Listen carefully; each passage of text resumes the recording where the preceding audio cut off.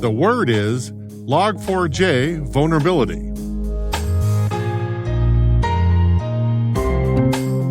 Spelled L for ledger, O for observation, G for gigantic, 4 for the number 4, and J for Java.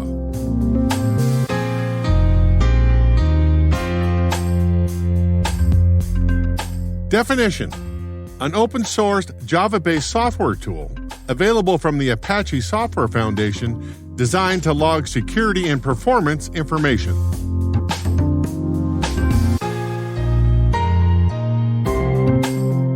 Example sentence: Log4j is code written in the Java computer language and created by volunteers within the Apache Software Foundation to run across a handful of operating systems: Apple's Mac OS, Windows, and Linux.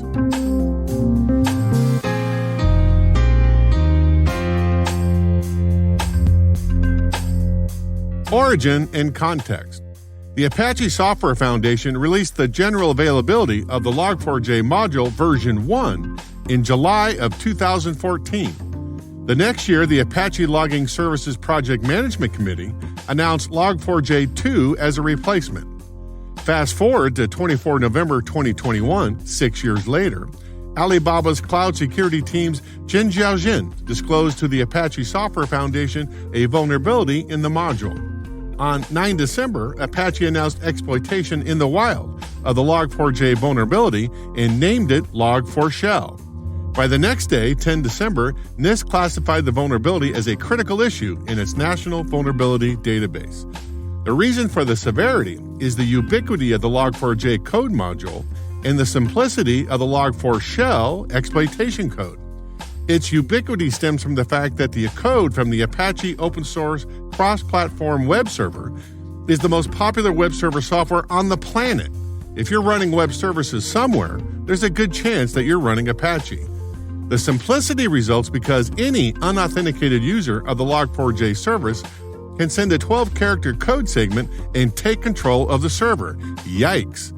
Log4Shell leverages the third highest software vulnerability type from the OWASP Top 10, a reference document describing the most critical security concerns for web applications. In this case, injection. In other words, the unpatched Log4j module doesn't isolate its code from its data. It interprets log messages, data, as instructions, code. When hackers send a URL to the module, the service grabs the URL, fetches the data located there, and runs the executable payload with the full privileges of the Log4j main program. According to Microsoft's John Douglas, as of 4 November 2021, the percentage of public software repositories that use open source software is north of 80%. He says that what that means is that, quote, thousands of strangers can effectively contribute directly to your production code. Your product, through your software supply chain, is affected by unpatched vulnerabilities, innocent mistakes, and even malicious attacks against dependencies, end quote.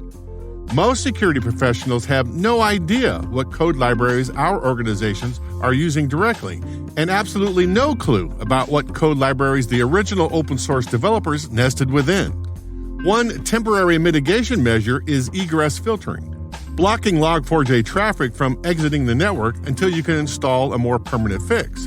The more permanent fix is to upgrade the bad software module with a patch or replace it with something else. When Log4j type problems emerge, though, 80% of the mitigation work is just finding all the running instances. One solution to that problem is the incorporation of a software bill of materials, or SBOM, a formal record containing the details and supply chain relationships of various components used in building software. The concept has been bouncing around the industry for at least a decade, but has gained little traction until now. With the 2021 supply chain attacks against SolarWinds, Accellion, and others, there seems to be movement to make SBOMs a best practice. U.S. President Biden's 2021 executive order on cybersecurity mandates that all federal civilian executive branch agencies and key players will deploy a minimum SBOM program by the spring of 2022. For the rest of us, the concept is most likely at least 5 years away from reality. Today, discovery of these kinds of injection vulnerabilities and other OWASP categories come from independent researchers like Jin Xiaojin and from software scanning tools in the software composition analysis space. It's worth noting here that the Log4j module is over 7 years old, and neither group found this problem until now. It's also worth noting that the Log4j module vulnerability is probably just the tip of the iceberg. With 80% of public software repositories containing open source software, you know white hat, black hat, and gray hat researchers will be rigorously mining that ground to find more problems in the near future.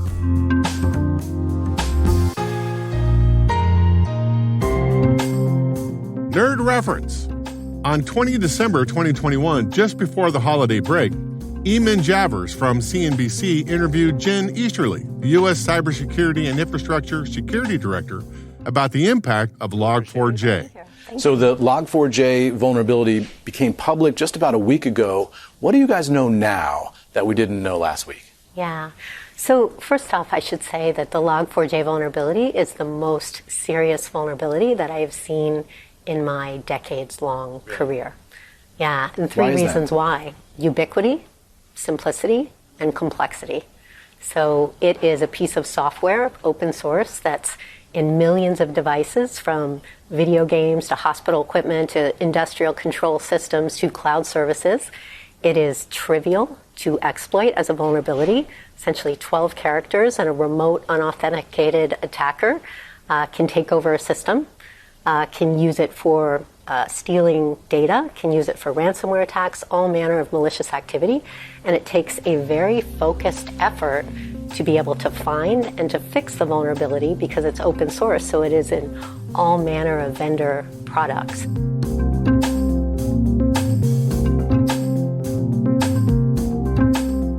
Word Notes is written by Nyla Genoe, executive produced by Peter Kilpie, and edited by John Petrick and me, Rick Howard.